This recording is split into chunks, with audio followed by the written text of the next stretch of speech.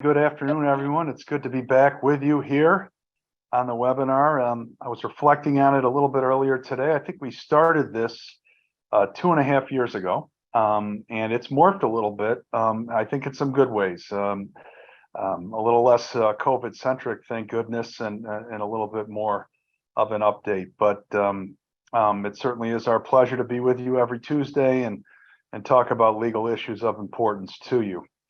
I'd like to start off with just a little reminder to everybody about our Workplace 2022 seminar. I almost said webinar. I'm so used to doing webinars, but we're back in person and we're excited about it. On your screen, you'll see the list of dates, and you'll also see the website where you could register and sign up for one of these upcoming workplace seminars. It's a day-long event. A number of you've been in the past. We really look forward to an opportunity to getting together with you, kind of unwinding a little bit, talking about some topics in a fair amount of depth, and then just spending a little bit of time with our clients and friends. So please do sign up for that if you haven't already. With that, let's turn to today's topics. We're going to start off with a very brief update from Stephanie Fedorka. Steph's going to update us on the healthcare worker bonus program as it continually evolves here. Steph, take it away. Thanks, Pete. Thanks for having me on today.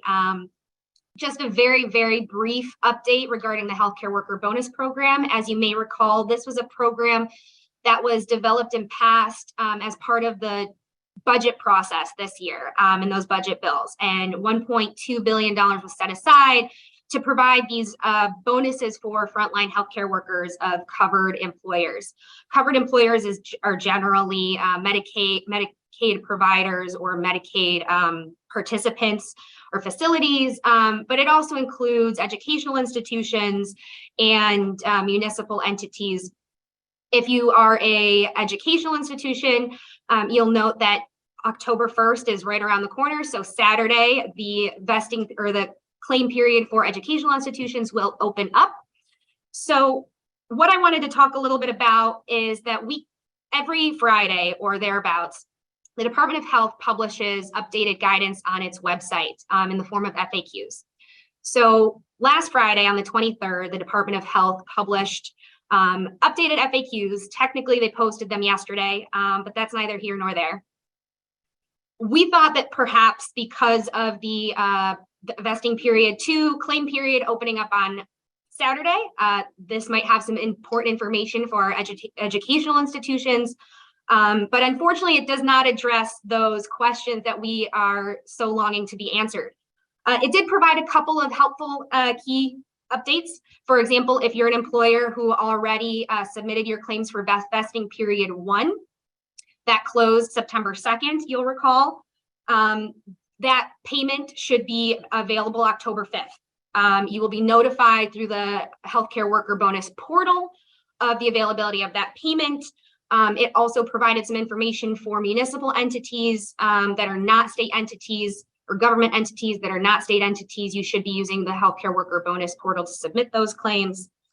But that's pretty much the extent of the key updates. We anticipate that there will be additional updates on Friday. So we will be monitoring for those developments and hopefully have more information. But vesting period 2 claim process or claim, the claim process opens up Saturday and will run through the end of the month. So if you had not submitted your claims for vesting period 1, they did provide some grace period, and you can submit both vesting period 1 and vesting period 2 claims in this October claim period. And if you're an educational institution, you should be gearing up to submit those claims in the coming weeks.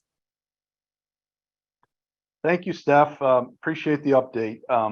Obviously, that program doesn't apply to everybody, but it does apply across industries to various categories of workers, and it's certainly something that's evolving fairly quickly. So thanks for that. Okay, let's turn now to Seth Gilbertson. Seth is in our Buffalo office and focusing on higher education. And Seth's going to talk a little bit about a case involving Yeshiva University and the Pride Alliance group, a group on campus that sought status. We think this case is probably of note, not only to our higher ed clients, and obviously it will have some implications for them, but there's also some tea leaves here to be read more broadly about the Supreme Court and the treatment of religion. And so we'll focus a little bit on that too. So Seth, take it away. Thanks, Pete. Good afternoon, everybody. Shana Tova. Next slide, please. So just a little background on Yeshiva. YU is a private Orthodox Jewish university. It has 4 campuses, I believe, in Manhattan and the Bronx, all within New York City, somewhere in the neighborhood of 6,000 students, I believe. The undergraduate curriculum, which is, I think, important to this case, is a sort of combination of Jewish studies with more traditional liberal arts and science courses. Another important facet here, probably one of the things that's going to be discussed the most and has the broadest range of application to our various college and university clients, is the recognition of student organizations, which is really what's at issue here, is YU's recognition of a LGBTQ organization, YU Alliance. And the recognition of student organizations is something that is litigated more often than you would think.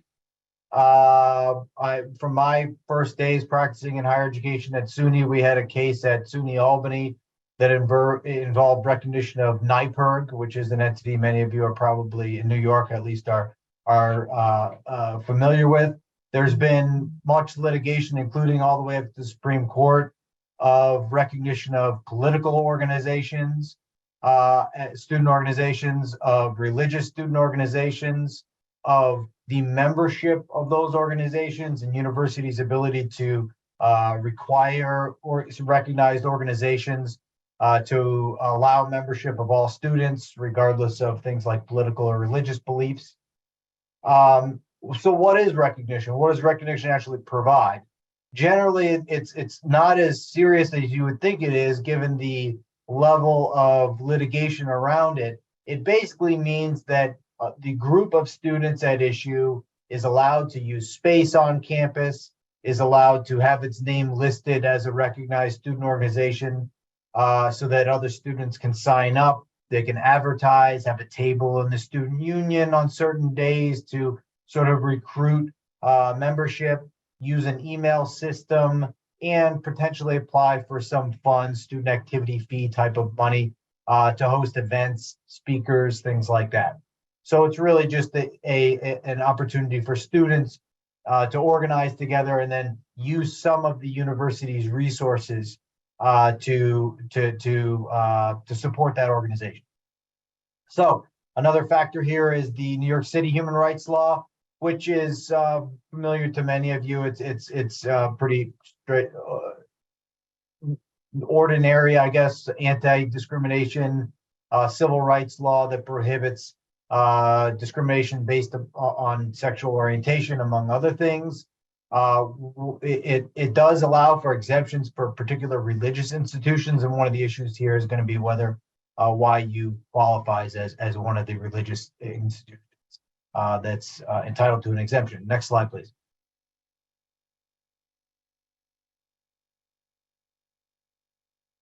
So the issues being litigated are whether the most important issue, I think, at issue here is whether the New York City human rights law requires YU to recognize a student group with values that are at odds with its religious beliefs.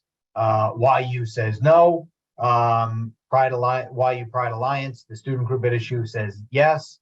There are a couple related First Amendment questions that come up here.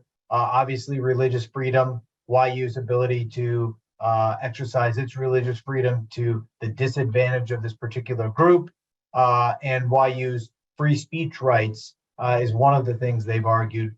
Probably the religious freedom aspect of it is the one that's going to get the most attention, and certainly has been the most active area at the Supreme Court. Does corporate status matter? I mentioned whether that it's an issue whether or not YU is an exempt organization for certain purposes under the New York City human rights law.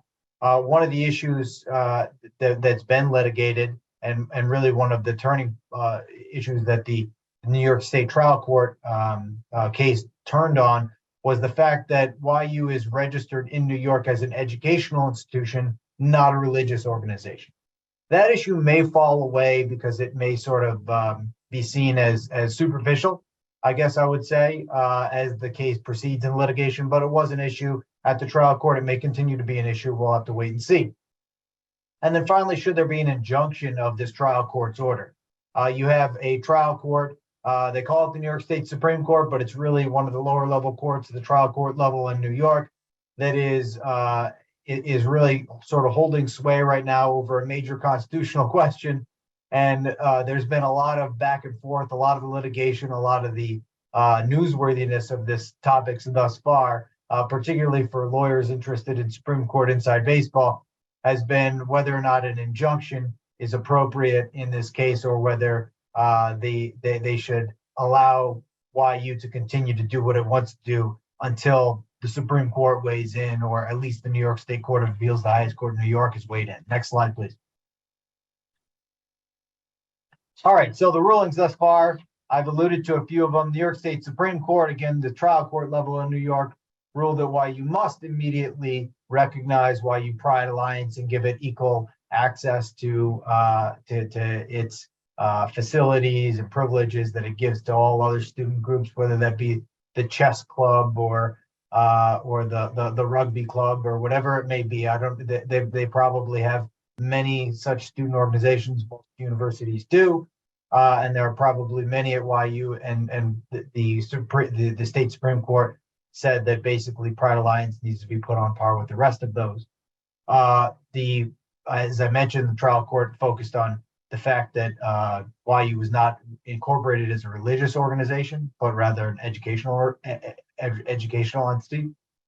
And one of the important parts of any injunction question is whether there's a likelihood of success on the merits. In this case, the Supreme Court judge in New York, the trial court judge, said that YU is unlikely to succeed on the merits because there is not a conflict.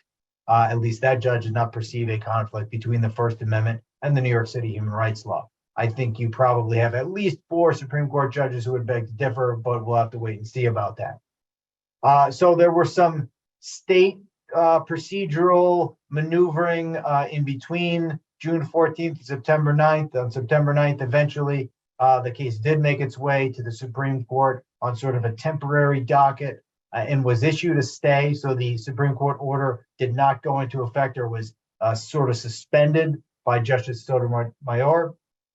And then a few days later, and this is sort of where some of the inside baseball comes into play, the full court decided or weighed in on the stay, and you had a 5-4 decision with 2 of the conservative justices weighing in on the side of not issuing the stay. So that would allow the Supreme Court trial judges' ruling to go back into effect as of September 14th, and that's where we are now.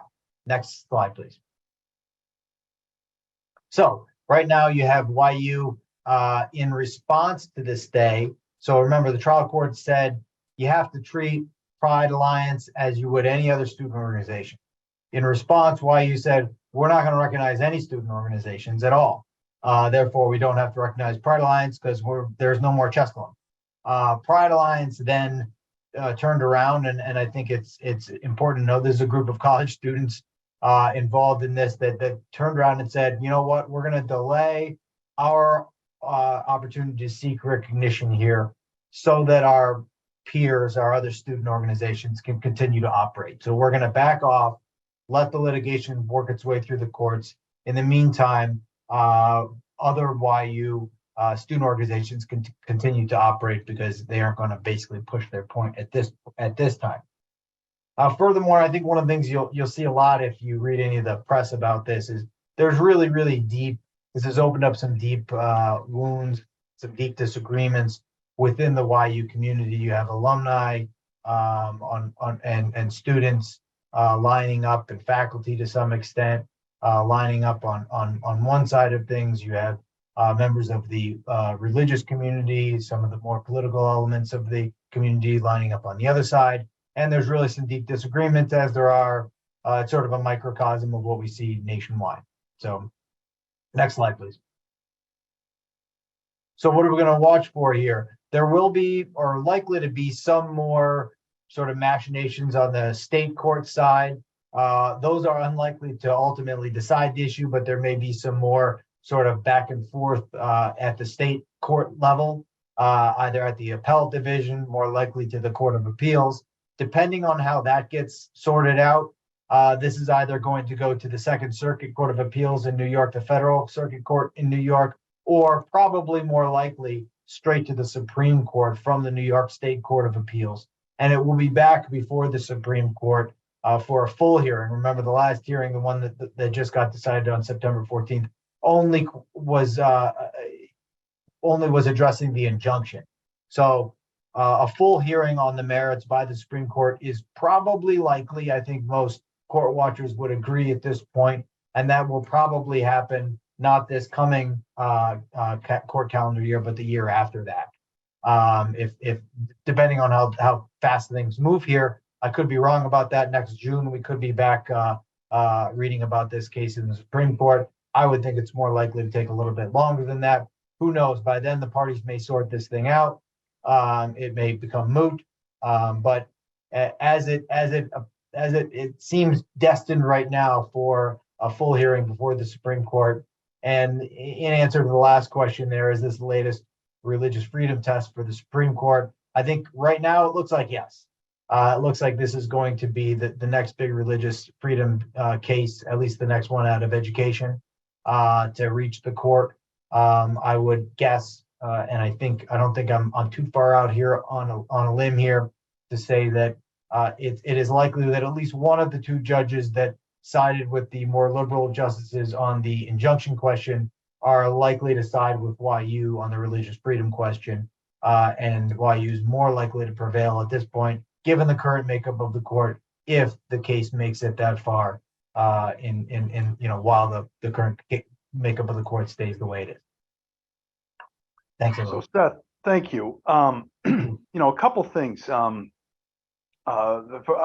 last point is obviously a critical one, that this court, the Supreme Court, has already taken up a few cases, and there are likely to be more, and that may well change the rules under which we all operate.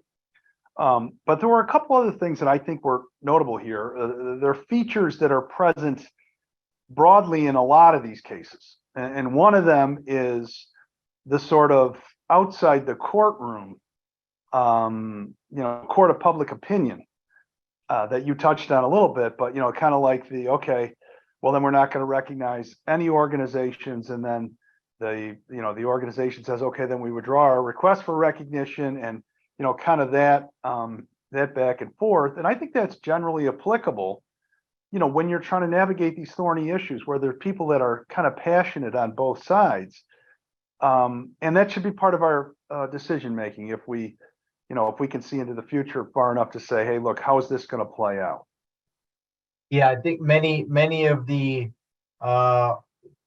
conservative and religious organizations that you would think of have already announced their support for YU, and same on the other side. Many of the more liberal civil rights organizations, type organizations, have announced their support for the Pride Alliance, and that's unlikely to change anytime soon. And so sort of part there is the small microcosm of what is actually happening at YU, and then there's the much bigger sort of society-wide effects of the decision, and as people sort of pick sides in that have no direct interest in what's happening at YU, but may want to weigh in anyway.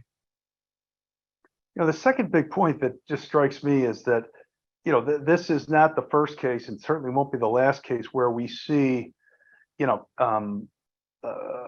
legal protections butting up against one another. And the protections against discrimination based on sexual orientation, gender identity, and in this case, particularly religious beliefs, sincerely held religious beliefs, which are also protected. And so those present difficult cases. And we're going to probably see some more of that too, as people, again, differ in how they, and how they apply these competing principles.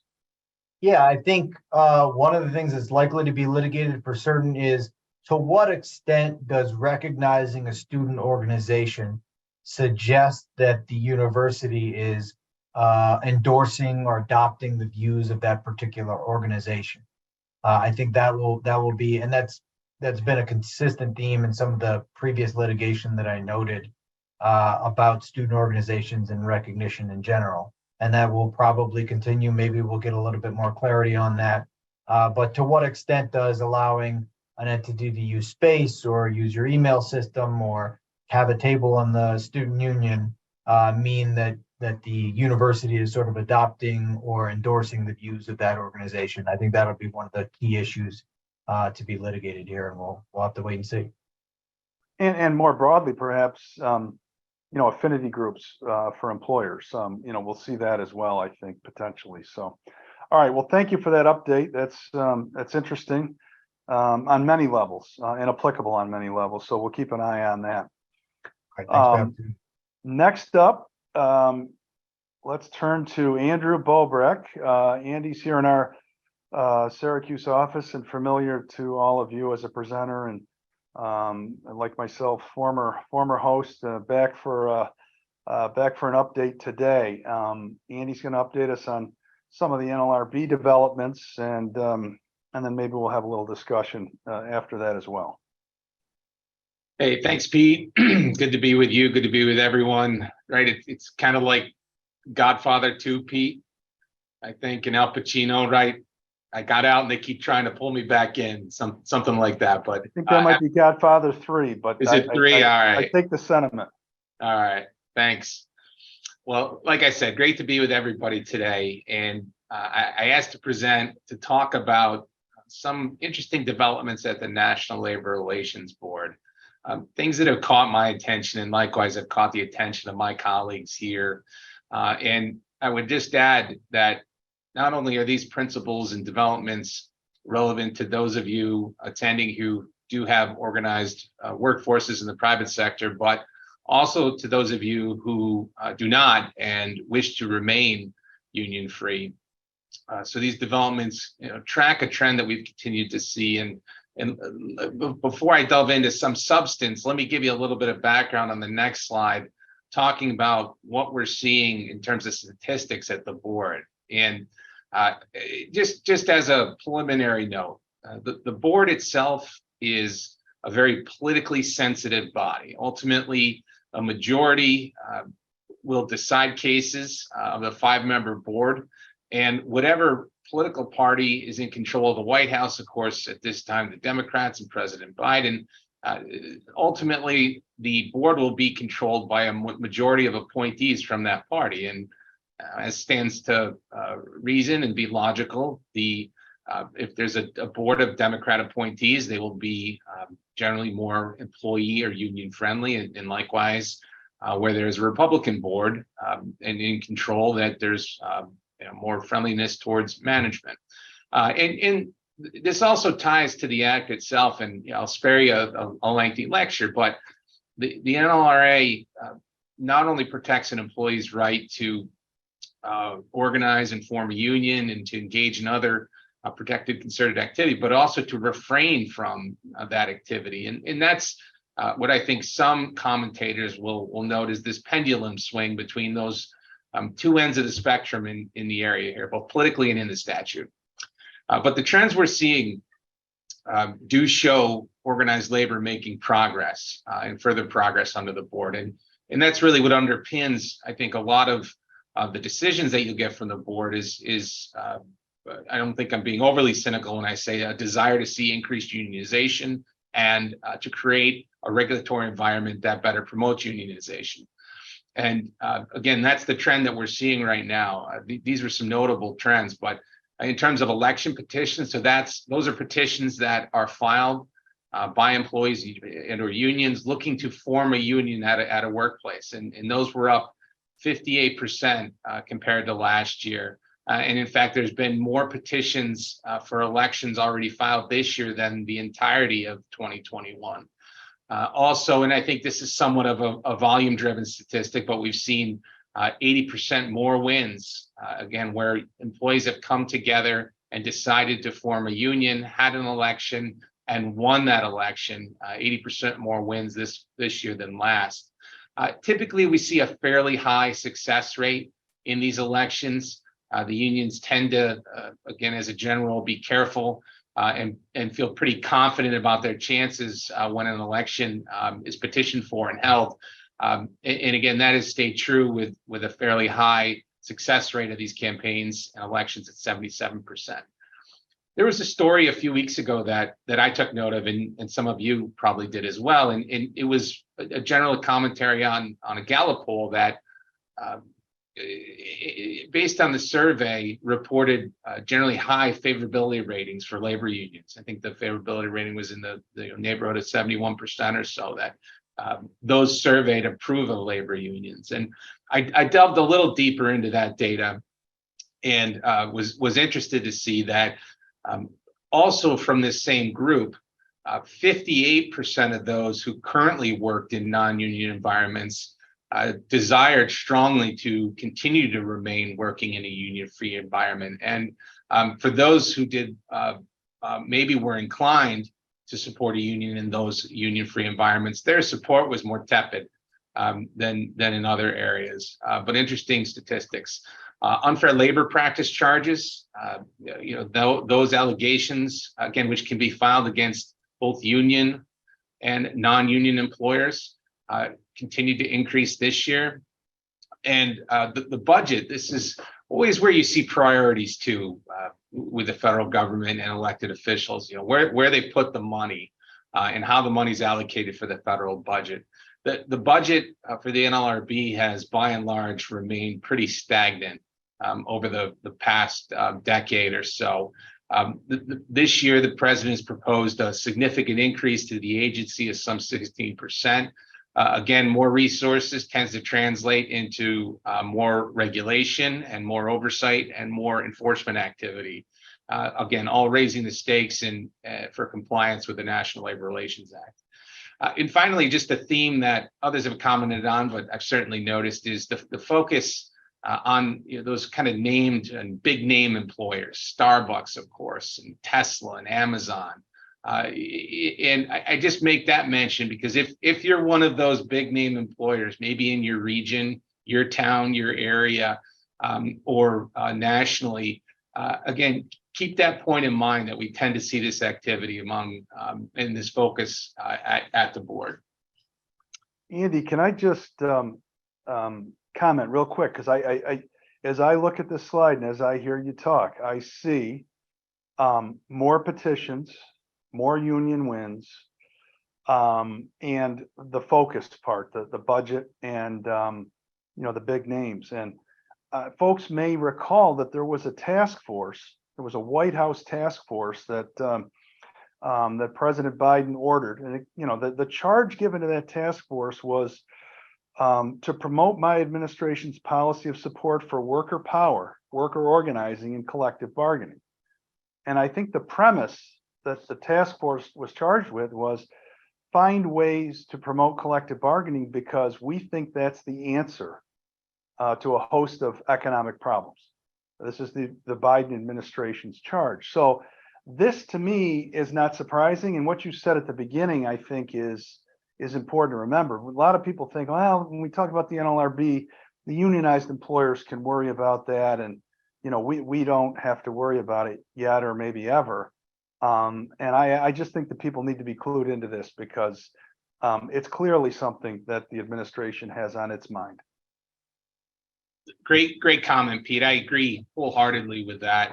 I think both it's notable for the trends, to be mindful of those, but also for the substance. And as the NLRB has strived to continue to remain relevant with unionization overall in the private sector in single digits across the country.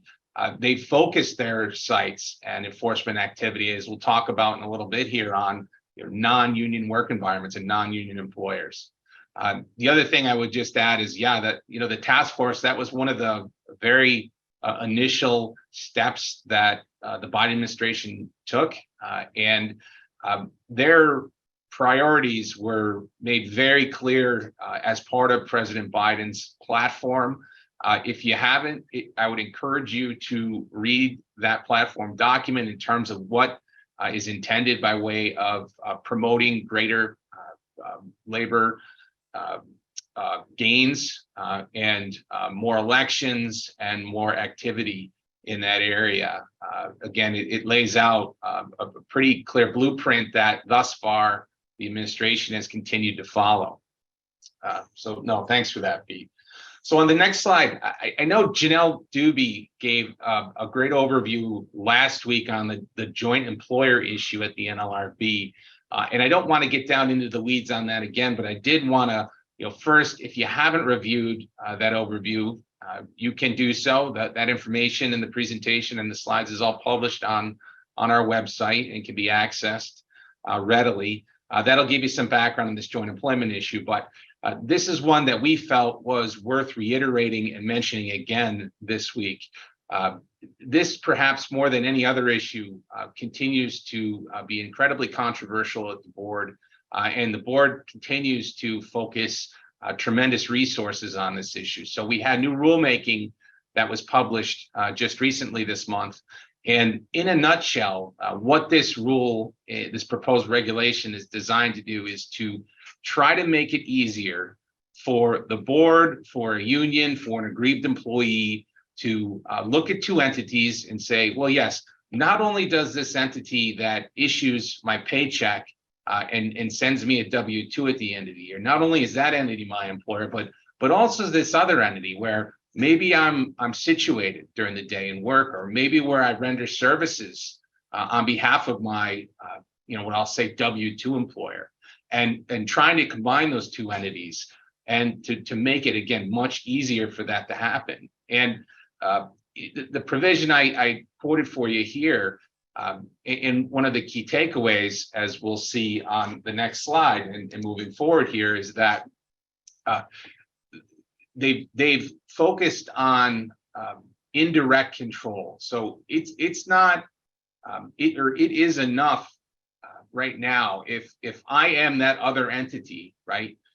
If I have either indirectly able to exercise some kind of control over terms and conditions of employment, I'll mention what that is, or I simply have the unexercised power to do this, right? Maybe in a contract that permits me the ability to have an impact on these issues, these terms and conditions of employment, that alone can be enough to trigger joint employment status. And those issues that I mentioned, those terms and conditions of employment, well, yeah, things like pay and benefits, the right to hire and fire, sure, those things would be covered, and that makes common sense. But this is an area too where we've seen the board try to broaden out that scope of what those essential terms and conditions are. So things like setting hours or scheduling, workplace safety and health. Maybe we have rules or requirements that we have people follow, even though they're not our employee, but when they're working at our location, we have them follow those rules and regulations. That can be enough. Assigning individuals, supervising, again, a contractor, those can all be triggers for that joint employment status. And again, it doesn't have to be that those powers are directly exercised. On the next slide, I want to mention just a couple additional points. First and foremost, you might be saying, well, what's the big deal if I'm deemed a joint employer? There's still that other entity that's involved. Well, just as a practical matter, right, this can bring to the table, even though you are not the employer of record, potential unfair labor practice charges. This could bring an obligation on the part of your entity to bargain collectively with a union that's in place with respect to that other entity. And it could lead to picketing that would otherwise be unlawful at your work site as secondary activity. And just putting all that aside, there's the practical challenges of having to deal with those legal issues, as well as the cost that can be associated too. Again, this codifies and makes very clear that indirect or unexercised control can be enough to trigger that joint employment status. Those examples that I gave to you in terms of what those essential terms and conditions are, that's not an exhaustive list. So there's the potential there for the board to look beyond that. And I think you have to, at this point, consider the impact on your organization. Do you use contractors? To what extent do you use contractors? What's your comfort level with those engagements? And if you haven't looked at those agreements in a while, or if you're planning to re-up, you should review those agreements and assess that with respect to this joint employment issue and other legal issues that can arise there.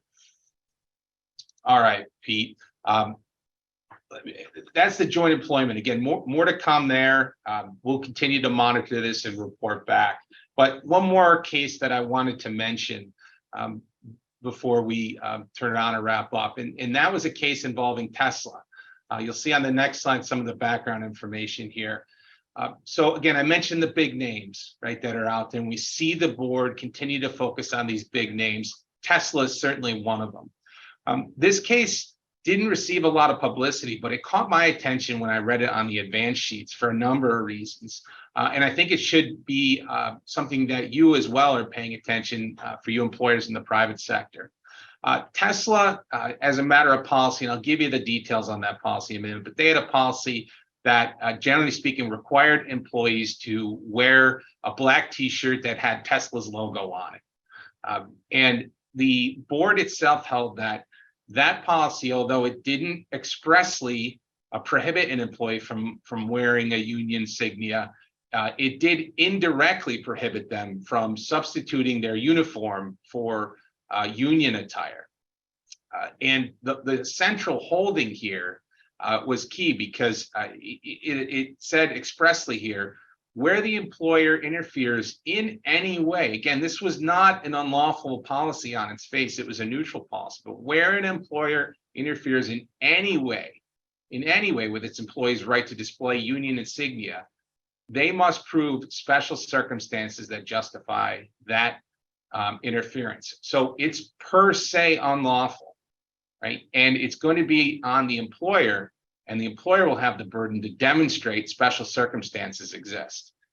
So to me, this was a big deal, and this was a big case, because it took what was typically, we'll talk a little bit more on the next slide, but it took what is typically an issue focused on buttons or stickers and the case law associated with that, and not necessarily uniforms and neutral uniform policies. So on the left column, there you see the team wear policy. And again, nothing unlawful about that on its face. And just simply requiring associates to wear black clothing with a logo, or they could substitute their own. And there couldn't be any what they thought were mutilation hazards. So things that could maybe bump up against a vehicle, cause damage to that vehicle. So zippers and some other attire. So again, the team wear black cotton shirts with Tesla's logo on it. The employer gave employees multiple different outfits to wear at their own cost, at the employer's cost. So it wasn't a situation where the employees had to dig into their pocket and pay for this. And then going back in 2017, employees started to wear black t-shirts, which looked like what they were issued as part of the team wear. But instead it had the UAW logo or name on the back of the t-shirt, and then a union related logo and saying on the front of the t-shirt that said something like "driving a fair future at Tesla." And employees at the time were threatened with discipline or being sent home, and but at the same time they were also expressly allowed to wear union stickers and union other union insignia as part of their apparel at work. All right, can you go to the next slide, Kathy? So as I mentioned, the board, in analyzing this issue, refused to analyze it under a standard that was established by a majority of President Trump appointees on the Boeing test. And that was a balancing test that would be used to analyze a facially neutral policy. And would that have a tendency to chill the exercise of Section 7 rights under the NLRA? Instead, the board took an existing analytical framework called special circumstances. In other words, are there any special safety issues or other customer-related considerations that would justify the employer establishing this policy and limiting employees' ability to substitute their mandated uniform for union apparel? And here they found ultimately that Tesla didn't put forth sufficient arguments to show there were special circumstances, that again, that somehow the team wear was critically important to safety or to preventing mutilation on the vehicles. That was notable. And again, ultimately, their team wear policy was deemed to unlawfully interfere with the employees' rights, as the board saw it, to display union insignia. All right, so moving on here, some takeaways from this. Again, the big thing, the current board and certainly the current general counsel of the board, they're going to continue to aggressively pursue cases. And I think this raises a question now, right? Is any limitation that an employer may have, either expressly or implicitly, concerning the display of union insignia, is that going to be presumptively unlawful now? In other words, we're going to have to show special circumstances. That was a point that the dissent noted in the case, and I think it's a legitimate question and one that everyone in the private sector who's concerned about this issue should consider. And as is the case commonly, there were some facts here that were notable. Right, there was lax enforcement of the team wear policy before this union organizing activity or this union activity was underway. The employees start wearing the union shirts with the slogan and the logo on it, and then after that, that's when the employer started to more strictly enforce the policy. Again, according to the board's analysis here. So you can see how those facts, right, and those are things ultimately that as employers we can control, but how those facts didn't work favorably for the employer in that case. And finally, if you have a uniform policy in place, or if you haven't otherwise dusted off your employee handbook in a while, I encourage you to do so. I encourage you to reach out to your favorite bond attorney or other legal counsel to vet those policies for compliance under the NLRA. Your failure to do so, again, is at your own peril here. So be careful out there. Andy, thanks. And I'm going to defer our discussion. I could talk about these issues all day with you and with others, and maybe we'll do a future segment where we just kick it around a little bit. But in the interest of time, I'm going to move on to our next and final topic for today. I wanted to, first of all, share the statistics that we review on a weekly basis, and you could see maybe there's a little bit of a trend here. It's hard to tell for sure that things may be creeping up a little bit. I think it's expected probably as people move indoors and the kids go back to school. I would note that it is still very far below where things were, back in January when we had that incredible spike, and even the mini spikes that have occurred since then. So you'll see some trends here, and these do appear to be, ticking up a little bit. So we'll keep an eye on that. I did hear the other day that some people are considering going back to recommending masks indoors in various hotspot counties. So we'll keep an eye on that for you. The COVID update for the week is this, that New York State adopted the CDC's quarantine and isolation guidance. So that's your headline. The details are, fairly simple. That New York State now is basically deferring. There was a period of time here where New York State and the CDC were not in sync. That is, back from May of 2022. But now we're back in sync with the CDC. So what does that mean? Well, that means that asymptomatic individuals exposed to COVID-19 do not need to quarantine regardless of vaccination status. So that's a significant update. Those exposed should wear a high quality mask for 10 days, be tested on day 5. And if you're positive, then you would go to the isolation rules. And this really is a big change because it discontinues the approach of having different quarantine periods for vaccinated and unvaccinated individuals. It's also notable here that the CDC guidance states that screening asymptomatic individuals without exposure is no longer recommended in most community settings. Keep an eye on that one, especially in terms of reasonable accommodations that you may have in place now. So moving on, isolation requirement for individuals who test positive for COVID-19 has not changed. Okay. When do you need to isolate? Individuals who test positive must isolate regardless of their vaccination status, and individuals awaiting test results should also isolate if they're experiencing symptoms. So that distinction between symptomatic and asymptomatic is very important.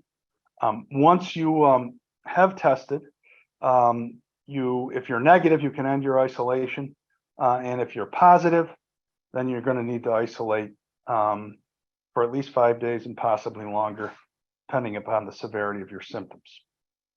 Okay, symptomatic individuals should isolate for at least 5 days, with day 0 being the day of testing. There's actually a calculator on the CDC website where you can enter this in, and it will give you the dates. But it's also, I think, fairly easy to follow if you just get the baseline date correct in terms of day 0. So, and then from there, after day 5, we look at whether the symptoms are improving. And you can end isolation as long as you're fever-free for 24 hours. That is without the aid of fever suppressing medication. And then if your symptoms are not improving, you continue to isolate until you hit that milestone of fever-free without the suppressing medication. If you are getting moderate illness, you should isolate through day 10. And if you get more severe symptoms or are hospitalized, you need to isolate even longer. So all of this is basically, it's almost like a flow chart where we can just say, if this, then this, if this, then that. It's fairly easy to follow on the CDC website. And so, having one set of rules will make it a lot easier now to administer it. In terms of the asymptomatic individuals, the quarantine guidance, asymptomatic individuals isolate for 5 days. Symptomatic and asymptomatic individuals who experience worsening symptoms after the end of their initial isolation period need to restart at day 0. So again, just if you follow the diagram down, it's kind of an if-then process. There are also some post-isolation recommendation, regardless of when your isolation ends. Those who tested positive for COVID-19 should take the following precautions until at least day 11. Avoid being in close proximity with those likely to experience severe illness if they become infected. That is, those who are at high risk. Continue to wear a high quality mask in indoor spaces, and avoid public transportation and other public places if wearing a mask is not possible. And so basically it's masking and being careful about who you're around and who you may have the possibility of exposing. Okay, so that's the brief update. I apologize for rushing through that, but I wanted to get that to you. If you have any questions about that, shoot me an email or shoot any one of us an email. In addition, if you have questions about today's presentation, here's the contact information for our presenters. You can also reach out to your favorite bond attorney or contact. We thank you very much for being with us. Look forward to seeing you again next week. And until then, please be safe.